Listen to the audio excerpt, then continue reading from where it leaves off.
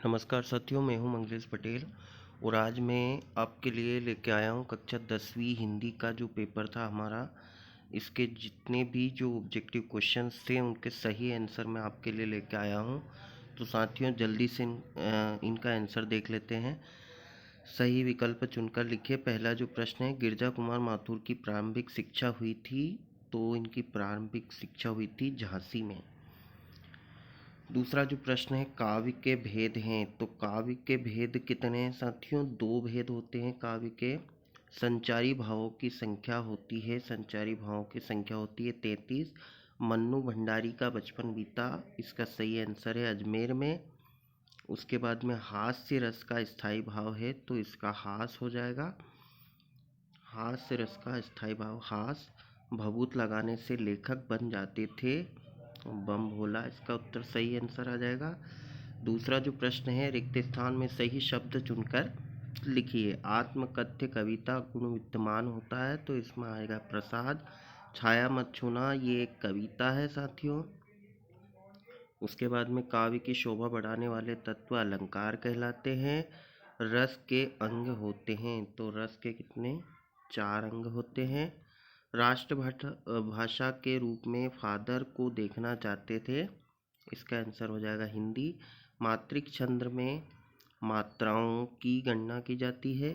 माता का आंचल नामक अंश उपन्यास से लिया गया है, तो ये देहाती दुनिया से लिया गया है। अगली जो सही जोड़ी है उसका सही आंसर हम देख लेते हैं साथियों। आत्मकथ्य है, तो इसका आ जाएगा जयशंकर प्रसाद। क्या आ जाएगा साथियों? सही आंसर क्या आ जाएगा? जयशंकर प्रसाद। रस काव्य की आत्मा है, तो इसका क्या आ जाएगा साथियों? आत्मा आ जाएगा। एक कहानी यह भी, ये किसने लिखी है? मन्नू भंडारी ने इसको लिखा है। नेताजी का चश्मा, ये स्वयं प्रकाश ने लिखी है। और रामचरितमानस, ये महाकाव्य है। और माता का आंचल, ये लिखिए शिव पूजन सहाय। ये थी हमारी सही जोड़ी साथियों। अगला जो प्रश्न है, सत्य असत्य लिखिए। तो गोपियाँ उदो को बड़भागी कह रही हैं, गोपियाँ जो है उदो को बड़भागी कह रही हैं, ये बिल्कुल सत्य है। महाकाव्य खंड काव्य से बड़ा होता है, ये भी बिल्कुल सत्य है। फादर ने जिसेठ संघ में धर्माचार्य की पढ़ाई की, ये भी बिल्कुल सत्य है। वाक्यम रचनात्मक काव्यम कथनाचार्य विश्वनाथ का, ये भी बिल्कुल सत्य है। समास के 3 भेद होते हैं, ये गलत है।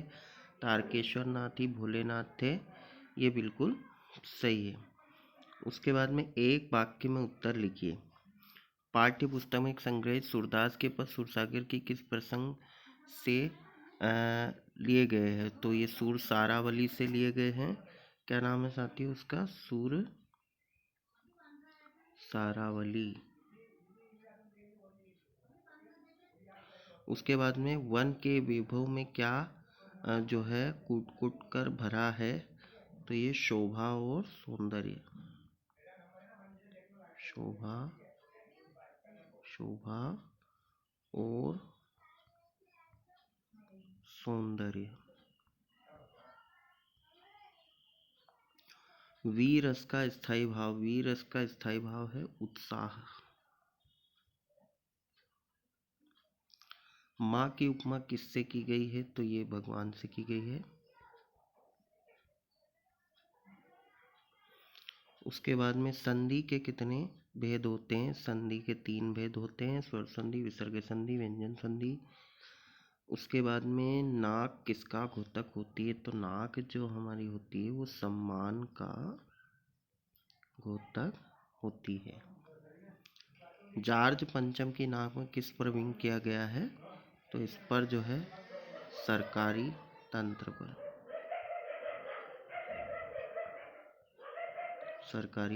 पर व्यंग किया गया है। साथियों आपको हमारा वीडियो कैसा लगा? इसके जो भी ऑब्जेक्टिव क्वेश्चन थे इनका मैंने आंसर आपको बता दिया है। इसे ज़्यादा से ज़्यादा शेयर कीजिए, लाइक कीजिए। बहुत बहुत धन्यवाद।